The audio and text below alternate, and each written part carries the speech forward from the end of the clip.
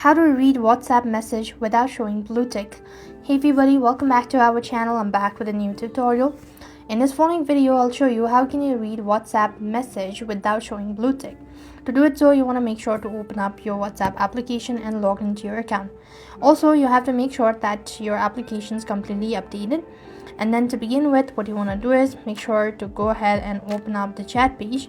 Or you could so what you need to do is just click on the three dot icon from the top right and go to settings. As you go to settings, you want to go to accounts, and as you go to settings, you want to go to privacy, and here you want to make sure to toggle the button for read receipt. So that says if you send or receive read receipt. Read receipts are always sent for group chat. So that means you will not be able to see the blue tick. So that is how you could read WhatsApp message without showing blue tick. So I hope the video was helpful. Make sure to like, share and subscribe to our channel. Thank you for watching. See you in the next video.